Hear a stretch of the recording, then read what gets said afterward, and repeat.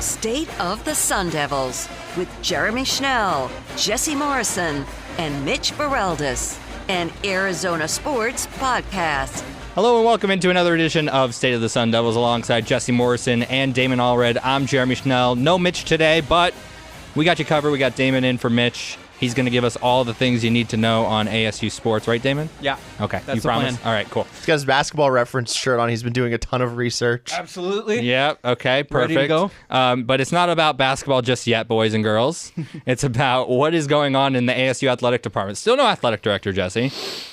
What is going on here? Why don't we have an athletic director at the Arizona State University? I don't know why I said The Arizona State University. Yeah, It's Arizona State. The It's not Ohio State It's not University. Ohio State. I get, you know what I mean. Why is there no athletic director? Well, to summarize it shortly, this is reporting done by Sun Devil Sources' Chris Cartman. Basically, ASU Crow wants to hire Graham Rossini. He is with Sun Devil Athletics.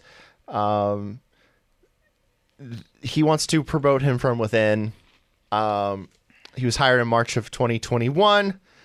And boosters, members of ABOR,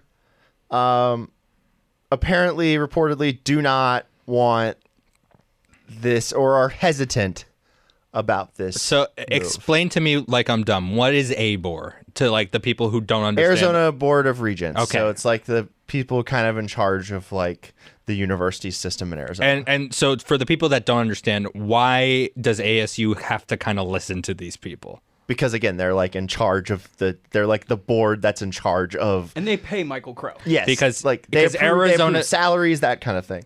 Because Arizona State and the University of Arizona are public universities and they're funded by the state. And for that reason, ASU kind of has to listen to these people, right, Damon? Yeah, absolutely. I mean, money talks, and like money's already starting to talk in this situation. There's reporting that ABOR wants to put some financial incentives into Crow's contract, directly tied to sports revenue success. And so you're already starting to see like Crow's longtime negligence toward athletics is slowly starting to dissipate away in terms of you better start caring about it unless you want to start losing money, you know?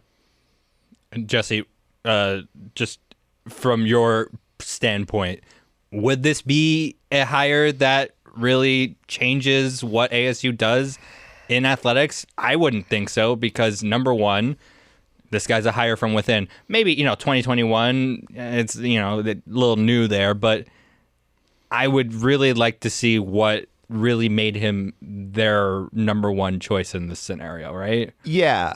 This just brings a lot of questions to me. Number one, does this just mean that nobody wanted the job? Because if you listen, you got to go to Bickley and Murata's podcast page, wherever you get your podcasts, on ArizonaSports.com as well.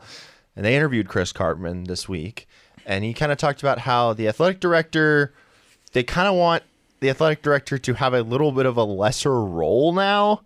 And there be kind of a mediator between the athletic director and Michael Crow. And this is what Crow wants, right? I believe so, yeah. But it's just which just seems weird to me. Why don't they just find a strong candidate athletic director and have them do their thing?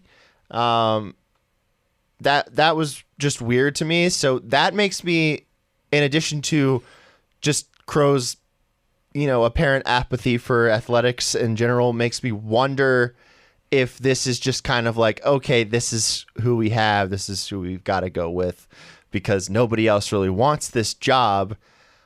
I do think what I do think is interesting is that March of 2021 was when Graham Rossini was hired to his senior associate of athletic director or whatever his position is, which means that was after the 2020 football season, when all of the improper recruiting was going on during the COVID dead period. So I'd like to think that he wasn't really involved in that, or knew really anything to that. So that kind of makes me a little bit of like, I think it's might be fair to give him a chance at this job. But no offense to him, I think that it's important for ASU to go on and get an outside hire. But I agree. Also, to your point, maybe no one wants the job. That's the thing. And also, from what Chris said on the show on Bickley Murata, he's heard that the search wasn't that extensive. So, I mean, I feel like they're kind of in a hole here where you've kind of got to go with Graham. But if nobody wants Graham, then what are you supposed to do?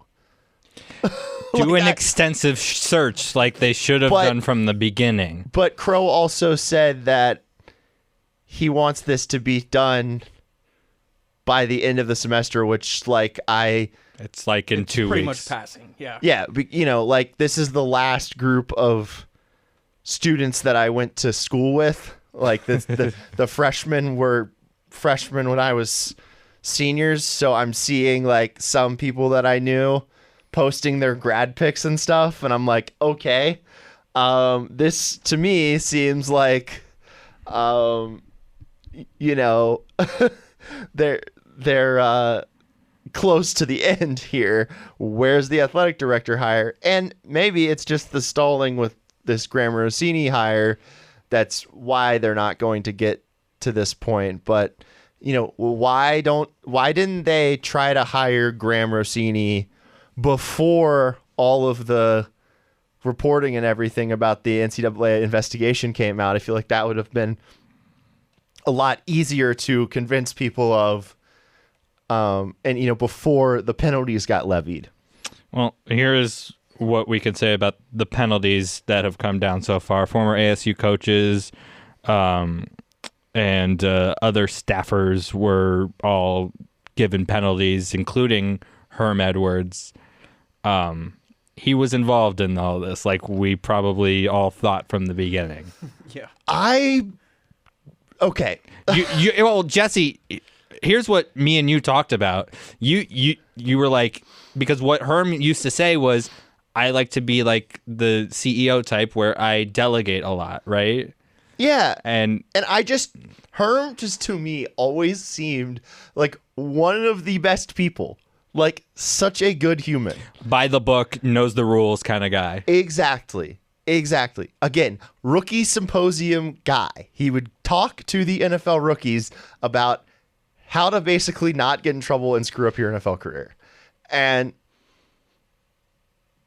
I thought, okay, this is just Herm either not knowing the rules or, delegating to people that he trusts that didn't do things the right way. But like this Paradise Valley house that they were renting or whatever that apparently he knew about, and he met with recruits.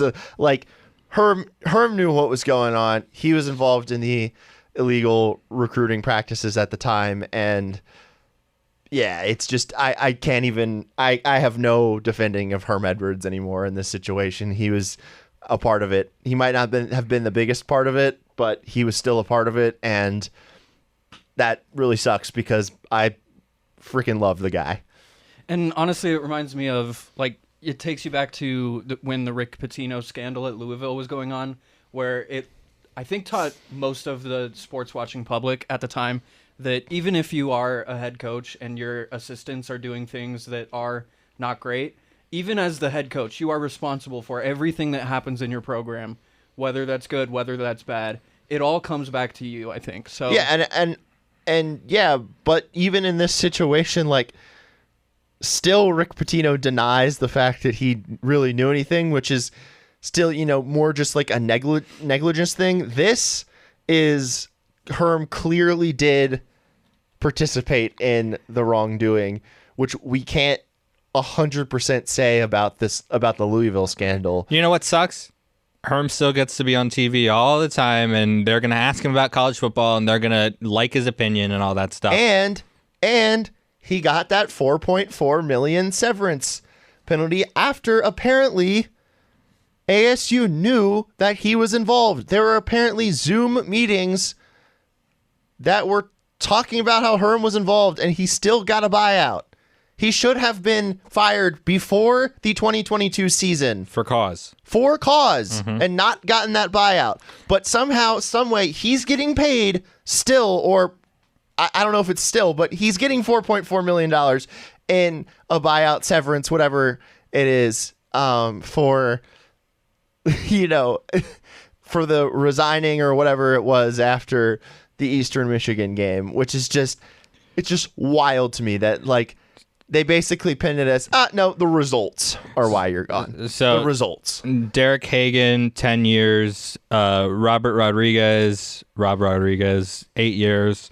Eric Bowman, 8 years. Herm, 5. Who else? Chris Hawkins, 4. It was like Zach the Hill, whole 3. staff. Yeah. You could go. Antonio Pierce is coming too. Yeah, He's you could appealing. go. You could go through all of this. We talked about this last week, Jesse. Why is Antonio Pierce, like, why is no one talking about this? Yeah, I mean, Coach Rod is with the Cardinals now. Like, I was amazed when I read this that it was more than who I thought. Like, Derek Hagan is an ASU legend. I had no idea that he was involved in this until when I read the article. And he gets the biggest penalty for not cooperating with the NCAA through the investigation too. Yeah, it's Prentice Gill, it's Adam Brenneman, Zach Hill, Yeah. and like all of them are Cushy doing jobs. pretty well for themselves. Cushy jobs. Failing upwards. Hey, Regina Jackson, guess what? She has a son that's a number 2 overall pick. Got a ton of screen time during the draft too. Yeah, Did you notice Regina that? Jackson. Regina Jackson was involved in this. Mother of Jaden Daniels. You excited, Jesse, for your new quarterback in Washington? I mean, okay, Jaden, good kid. I really liked him as a player in 2019 and in 2023 when he was with LSU. So We'll see if he can read a field. We'll see if he can read the field in the NFL. That's very difficult to do. Jaden is not Regina. I don't like to judge people based off of who their parents are. You've always said that, and I admire you for that. But I think that he is I think that he is slight of frame. That is my biggest concern, and just like we don't have to talk about this. It's okay. Yeah, okay. It's okay. We're gonna get into who was picked up by NFL teams. Yeah, we'll have the NFL segment. Last year's football scholarships allotment was reduced by 7. This year's we were reduced by 1, so not that bad. I'm fine with that, honestly. It sucks, but it's not as bad as we thought it was. Again, gonna be. Nice to get most of them out of the way early too. Again, as I said last week, and as reporting in Chris's article said, like, this could have been a lot worse. So it's not that ASU really got off easy, but it's that they it's just like you can kind of breathe a little bit easier just based off of the fact that this was really bad, and like they just did not care about the rules. Did not care. And a lot of college football teams don't, but ASU was like over the top in this scenario. It was crazy. Go ahead, Damon. Oh, actually, I forgot. Okay. It was a big deal. Perfect. It's a big deal. This whole thing was a big deal. ASU now can finally move on, and they can't yet though. They Why? can't because there's no athletic director. They will not. I remember now. And also the Graham Rossini hire. Another bit of reporting. Shout out Chris, by the way. He we couldn't be doing this podcast without his reporting. But apparently Ray was big in bringing on Graham Rossini, so he's kind of a Ray guy. So not Ray Guy, the Hall of Fame punter, but he is a Ray guy. So that is also just kind of concerning to me. Who knows, but still.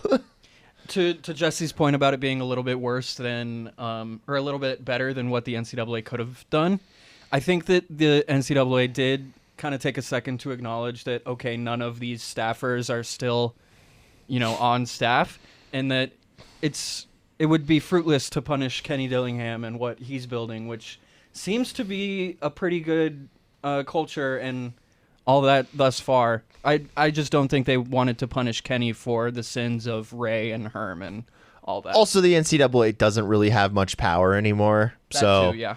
they don't really give out the kind of punishments that they used to. Like, I don't like. They're not going to go out here and give the death penalty or anything like that.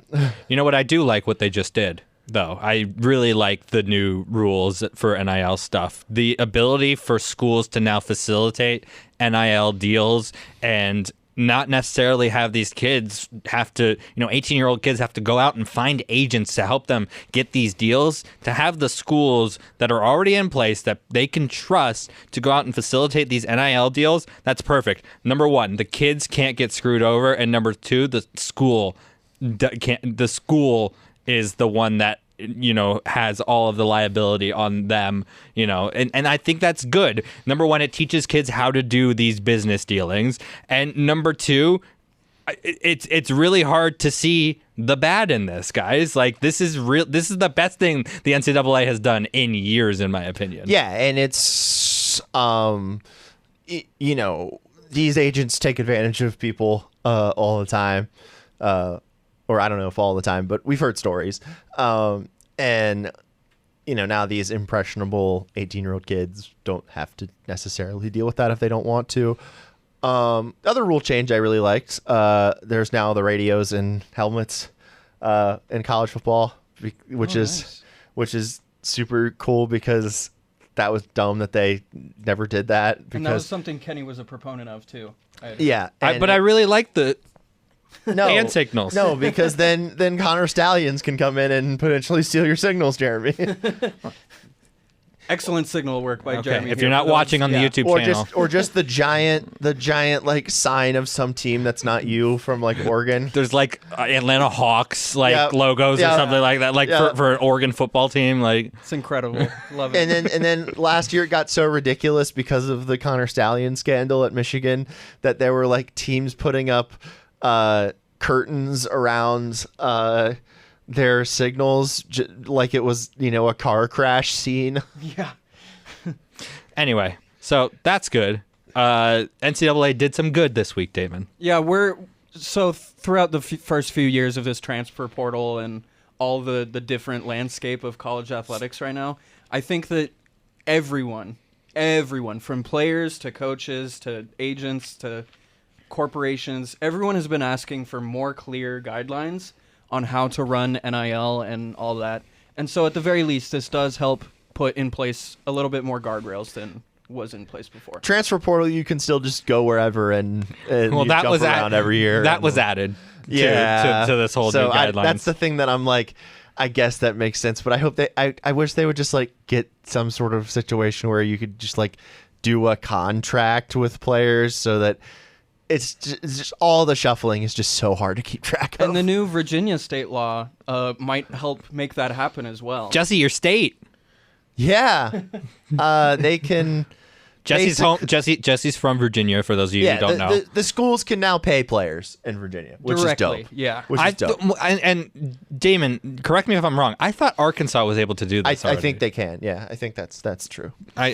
I read an AP story that was saying that Virginia is the first one to be able to do this, but that might have been wrong. But maybe Arkansas, maybe some of the schools in Arkansas were able to do this, possibly. I'm not sure, because I had read about that. I don't know. Maybe I'm wrong. It's definitely the kind of situation where this is going to be one domino that falls in a lot more dominoes that will follow, because Virginia and Arkansas will reap the benefits while the rest of the states won't be able to offer that to recruits, and that's going to make an impact in recruiting. And so eventually other states are going to pick up on it as well and help give their schools that benefit as well. This is huge for Jesse's Virginia Tech Hokies, too. Huge. Whoa, who says I'm a fan of the Virginia Tech Hokies? Now, let's move on to the spring game, Jesse, the school that you actually went to, Arizona State University.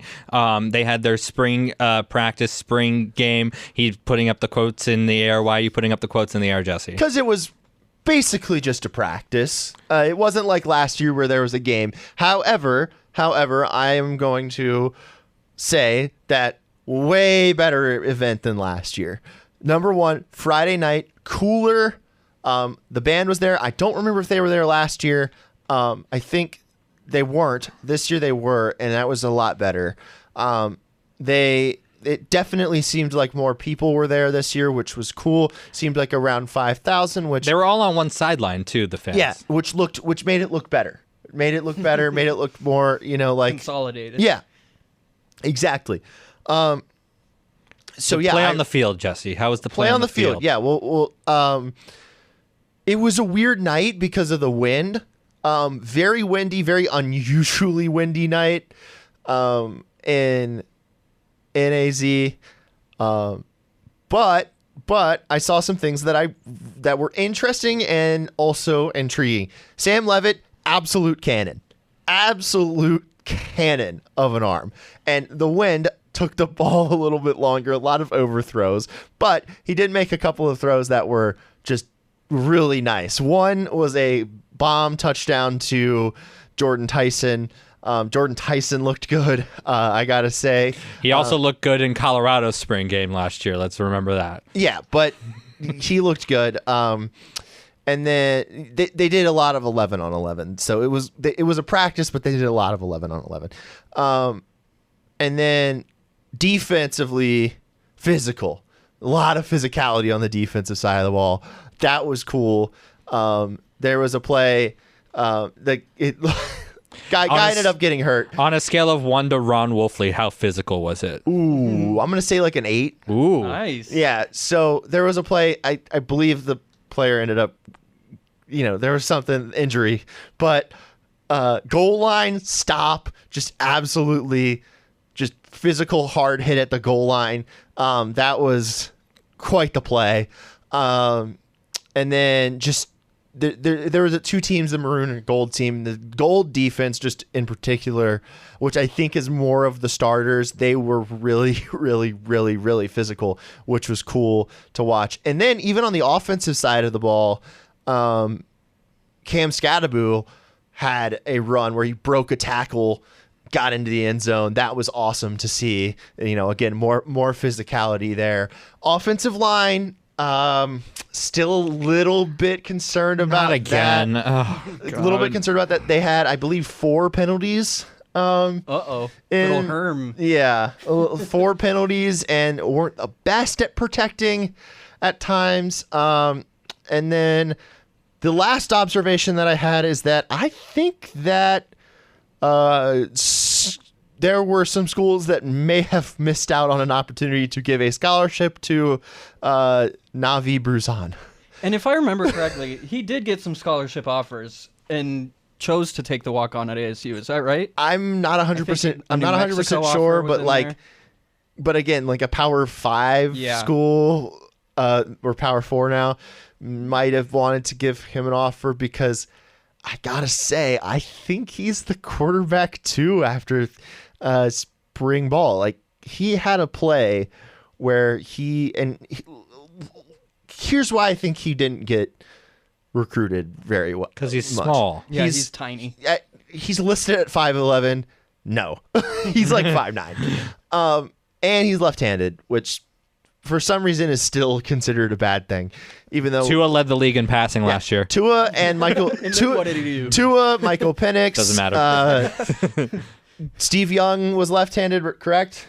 Yes. Yeah. Jesse doesn't know left-handed quarterbacks. Michael Vick. Michael Vick. Yeah, it's worked. It's definitely worked. But anyway, Now, off the field, different story, but we'll save that for another day. Yeah. it's definitely worked. And he had a play where he went through his reads. Like you can watch the video back. It's posted. A bunch of different people posted it. You can see him clearly go through his reads. Doesn't see anybody open. Rolls to his left.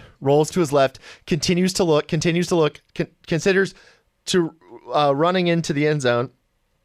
Doesn't. Stops. Perfectly placed ball for a touchdown.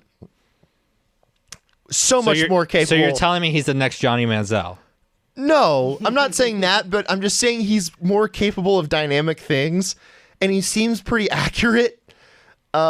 I mean, he won Gatorade Player of the Year twice in Arizona for a reason. Yeah, he's really good, and I think that he's better than Trenton Bourguet, and I think that he's going to be the number 2. Yeah, that's exciting. And I think they'll bring in somebody else that might be the number 2. There's talk about the guy from Nebraska, Yeah, the quarterback. I don't want him. Not Martinez. No, it's not a Martinez. Not in the UFL. No. I don't want this guy from Nebraska / Georgia. But he kept it close with Colorado last year. I don't want. Yeah, I don't think he is that great of a player. Jesse, something that you did leave out was the legs of Sam Levitt. He actually had a rushing touchdown as well. Yep, athletic. Tell me about his athleticism a little bit. He's just. I mean, that's. There's not much to say other than that he can also move around and run and score, which just might be, Jaden Rashada. Again, this is not that big of a loss. I think the more that he's going to be the third string at Georgia. He's going to be the third string at Georgia, and he's more of a statue. And Levitt can run around and make plays with his legs. Rashada can do that, but he chose not to, which I kind of like in quarterbacks. But yeah, but like in college, you want a guy that's going to be able to just kind of run around, especially at ASU where they have an offensive line that is sus. And I think it's also important to mention that Levitt is the kind of guy where he's built well enough that he doesn't have to avoid every hit at all costs that someone like a Jaden Daniels might. Even a Jaden Rashada, he's 6'4", 190. And so I think Levitt will be able to take some hits, break some tackles. Like, we'll see it at some point this season where he breaks tackles on a huge touchdown run. And it's just going to be because he has that well-built frame. I don't know the measurable off the top of my head, but 6'3", 210 at least sounds right. Yeah. He's a good kid, too. Seems like he's got a good head on his shoulders. That's all you need. And I think that after what ASU has been through in the last 4 seasons with all the investigation and the unrest, I would say, in the athletic department, I think that would be good to, continue to bring in good kids, have the team be a bunch of good kids that like to compete under this Kenny Dillingham scheme and offense that he's running, but also the type of person and attitude that Kenny has. Yeah. It seems that the players are responding to it. I mean, you got Kyson Brown on the team as well, who Kenny told me is he's in the Barrett Honors College and is basically writing a paper or was writing a paper on how to succeed in the Barrett Honors College. So they got some good guys on this team, for sure. That's good. Now, let's talk about the guys who are leaving. Edwards didn't show up to practice last week, decided to transfer. Just didn't tell anyone. No, just left. Which is like the total opposite of what Rashada did. Pulled a Yoenis Cespedes. Well, Cespedes was on a horse somewhere. Like he got that was when he got hurt. This is in the COVID season when he just left. And they were like, "Where's Yoenis Cespedes?" And then he notified the team later that he was not missing, that he had just decided to opt out of the season. Rashada played again. Rashada didn't want to compete for the number 1 position here. He wanted to be the number 3 at Georgia, get that bag boy. Great job. Whatever. You have your moment in Georgia. That's fine with me. Carson Beck is a Heisman favorite. And by the way, Woods visiting Alabama this weekend. So couple SEC outgoing. Oh, they're going to be rivals now. Yeah, Ed Woods against Jaden Rashada. I don't know how much Ed Woods is going to play for Alabama. Well, Alabama, new coach, you never know. I'm sorry. They still have a lot of really good players. And now ASU is up to number 18, the class in the 2025 class. They're number 3 in the Big 12. Damon, that's what we like to see. You're in on this recruiting stuff more than us two. What do you think about the class for 2025? Yeah, so Adrian Wilson, who was that recent 4-star commit, is of course not that Adrian Wilson. Yeah, not the Cardinals Adrian not Wilson, A-Dub. and not the Cardinals Adrian Wilson Jr., who was at like Desert Mountain or something and then went out to a different state. Anyway, this Adrian Wilson, he's a top 20 wide receiver in the 2025 class, and he might even get unseated as the class's top recruit so far because Marcus Harris, a modern-day wide receiver, also visited ASU earlier this week, and he's a top 15 wide receiver. So Hines Ward is really just putting in that work recruiting wide receivers. Some of the other main additions so far, Rylan Dillard-Allen, who committed locally from Mountain Point. He's a top 5 player in Arizona for 2025. Always good when you can activate the Valley. Benjamin Alafeo was a safety who committed from Orange Lutheran. his 4-star tight end teammate, AJ Aya, visited over the spring game and actually tweeted pitchfork and eye emojis this morning. And so maybe we're looking at another 4-star joining the crew. Isaiah Iosefa committed from Hawaii. He is a top 100 linebacker and top 10 from Hawaii in the class. And so you're getting the poly pipeline going. You're getting the Valley activated. And then Adrian Wilson represents that Texas to Tempe movement too. So ASU's got a clear identity for their recruiting, which is something that you couldn't always say about Herm Edwards. I would love for this school to start recruiting in Florida and taking recruits away from UCF too. That would be wonderful. I mean, yeah, that would be good. But I do like the fact that they're doing Texas and Hawaii. Right? Hawaii is good. Yeah, it's good, huge. Literally, the guy's huge. He's and then AZ. Yeah, and then AZ. Those 3 states right now, I think they can build good teams out of just recruiting those 3. And then obviously they're California.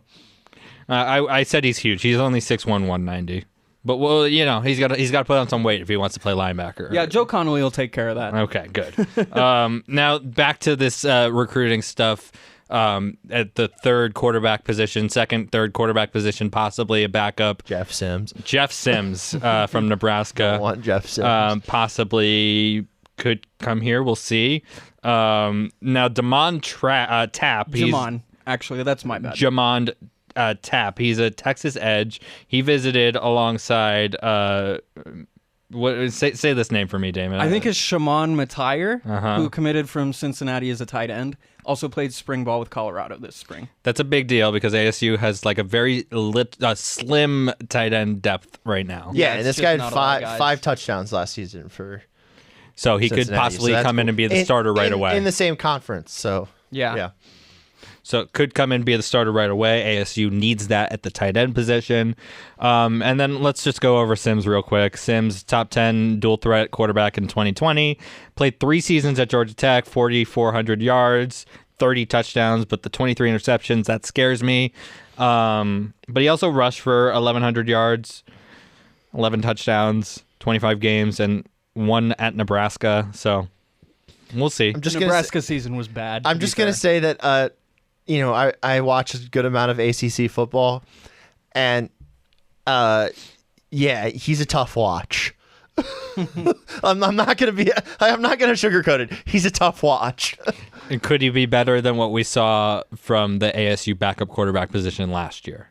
Good point. Drew Pine was pretty bad too. That was a tough watch. Also, technically, not ACC, kind of ACC.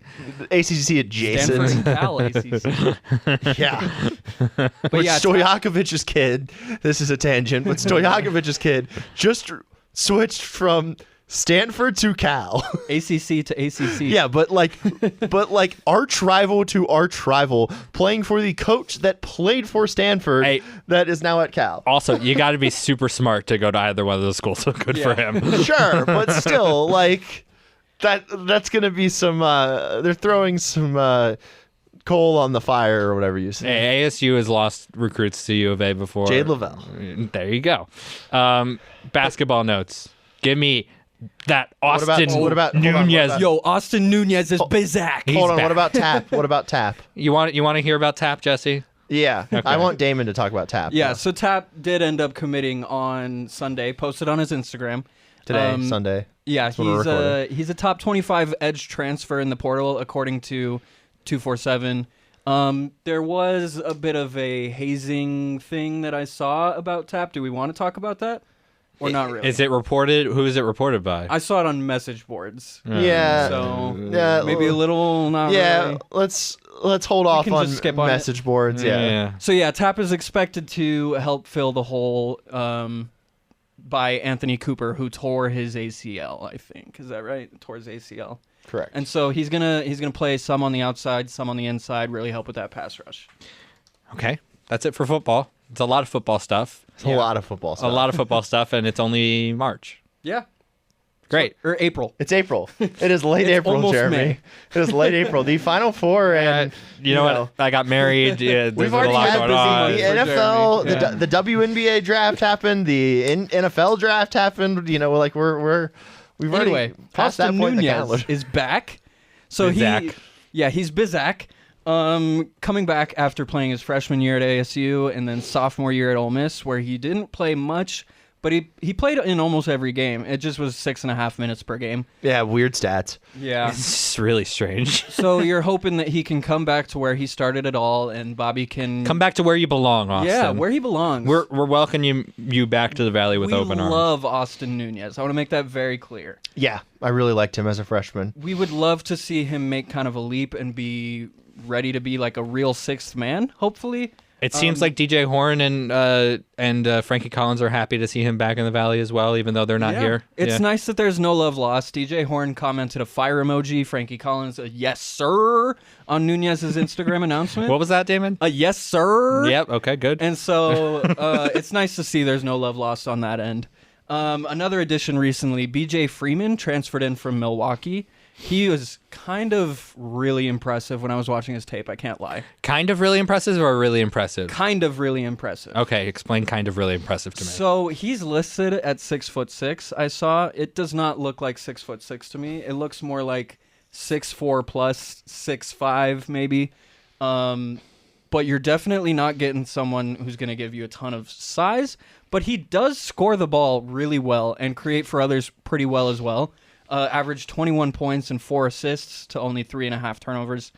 Shot 47% on twos, 35% on threes, and 82% on free throws. Woo! Just loves to see it. Free throws. Yeah. And averaged a lot of them per game, too. He's shooting on volume. 7 threes per game, almost 6 free throws per game. And someone who can create like with his handle pretty well. And someone that's really going to help make this offense run. I think he's someone that you can pencil in to be a starter right now.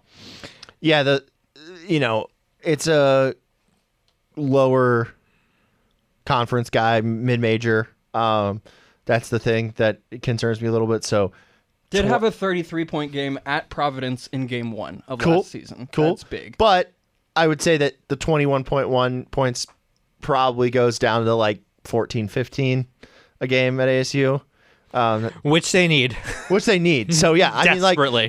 that doesn't really bother me that much. And he also had a 38-point game later on in the season and a 30-point game. I forgot to do this research, but I can't remember a time in the last couple years that ASU has even had one 30-point game. The last one I can remember is what's the guy that went to Nebraska? Dez? No. Oh, that was Nevada. Alonzo Verge. Alonzo Verge. Yeah. Yeah, Jose got very, very close to 30. Yes. No, but Alonzo Verge had that 40-something point game in the blowout loss. That Footprint Center at the time was talking Sick Resort Arena. Yeah, so I remember that one, that blowout loss to San Diego State, was it? Yeah. Anyway, Jemiah Neal is a Creighton. Jemiah Neal is a Creighton. Yeah. Is a Creighton. Mm-hmm. Yeah, so this is a really good fit for him, I think. It's a team with a lot of offensive pedigree from Greg Elite McDermott. 8 this year, right? Yeah, really well in the tournament. Lost a lot of the people from that tournament team, so there will be holes that Jemiah can fit into. And I think they can get a true offensive leap out of him if that leap we were waiting for here is in him. I think it's fair to say Greg McDermott is a better offensive coach than Bobby Hurley. What say you, Jesse? Yes, just based off of his son's college career, I would say that. Have you paid attention to Creighton since Doug McDermott was at Baylor Shireman action for you, Jesse? I mean, I'm just saying that as far as one of the greatest college basketball players of all time, Doug McDermott, had tremendous offensive success at his dad's school, makes me think that he is a good offensive coach. Yeah, and Creighton also just added Pop Isaacs from Texas Tech, who was considering ASU coming out of high school. So a couple former ASU kind of going to Creighton. It's cool to see. It's also nice that they're not going to be in the same conference as ASU. I think that that's going to be a really dangerous team this year. But moving on to their 2024 class, the people we're going to see next year, I think hopefully. Hopefully at least. I guess transfers can transfer whenever they want now. But that and Bobby didn't play any freshmen really last year. Yeah, these freshmen, however, are not last year's freshmen. We've got 2 Sun Devils that are signed already in the top 100, the final ESPN top 100 for that class, and they might even add another one. Amir Ali was ranked number 51 on that list, who he really needs to start for this team the way it's currently constructed. I know that there are some more transfers and more recruits that they're looking at, but if this is the team, Amir Ali needs to start on it. He's just an incredible shooter and gives you a lot of size and length and communicates well on the defensive end. He's someone that's going to help, and I think he needs to get minutes. Sami Yane from Compass Prep, power forward, ranked at number 90 on that final list. He's someone who will play, I think, but probably doesn't need to start, like over Bashir Jihad, for example. And then the big fish who visited this weekend that they are looking at, Jaden Quintance, who is number 16 on that ESPN board and top 10 on pretty much every other list. He's much higher rated on other sites than ESPN, probably because they go a little bit more in depth with recruiting than ESPN does. But either way, top 20 at the worst. Bona fide 5-star, yeah. 6'9", 225, 7'3" wingspan. Played some of his high school ball at Hillcrest Prep in Phoenix. And he was signed to Coach Cal's Kentucky before Cal left for Arkansas. And does it look like he's not going to Arkansas? It doesn't look like Arkansas. So he's got the ASU visit this weekend that is in the books. Hopefully that does something, but with the facilities looking like they do right now, Jesse, I don't know if that really helps. Practice facility's great. Just show them the practice facility. There was reporting by, I think, Jeff Goodman recently that Bobby Hurley was talking to Hollywood producers. Did you see this? No. Talking to Hollywood producers about a streaming docuseries about Bobby Hurley leveraging his NIL presence. And so maybe that docuseries, which would obviously get Cadence a lot of exposure if it started this year and it does end up happening. I wonder if that's part of the pitch as well. Yeah, I think that'd be great, just overall. Remember, though, they did something like that with Herm on Showtime. Okay, but I think Bobby's been here long enough and has, demonstrated that he is a pretty big stickler for the rules. That wouldn't happen. So I think that it'd be great just to show exposure for the program. I think any type of... That's a fine, Jesse, by the way. Sorry. I didn't even realize how it was turned on. Anyway, any type of exposure is good for the school. And now let's move on to the Lady Hoops. Kennedy Basham, 6'7" junior from Oregon, previously Pinnacle High School. She's here? She's here. She's here. This is a list of players who are here. She's here. Kennedy Fauntleroy, she's 5'8" junior from Oklahoma State. You know what I'm really happy about for Basham is ASU's really needed that size, and 6'7" is perfect for what ASU. And I think for Coach A, she hasn't really had that center position since she's been here. I'd love to see what she can do with the center. Now, Kennedy Basham, I've seen her play for Oregon. She's got a lot to work on. But, again, like, ASU against... Now, they don't have to play these schools anymore. As I've said, with the Big 12, on the women's side, is a lot more top-heavy. But they are still going to, play TCU, who's got Sedona Prince, very tall player. Yes, Sedona Prince is still in college. But yeah, I mean, they needed size. It was something that was lacking on these teams for the past few years. And watching them play against like Cameron Brink and Kiki, it was difficult because they had people. They had girls like Crisp on her, right? Like Crisp was guarding like 6'5" people. Yeah, like, it was not, and then Treasure Hunt. She's big in her own right, but she's not tall in length as she's gone. Yeah, so that's what I'm saying. Like from last year's team. Yeah, it was hard for these girls to guard up in positions. And Maggie is all like just gets perpetually hurt as much as she is really good in the post, and she's herself is not that tall. So just the size in general is good.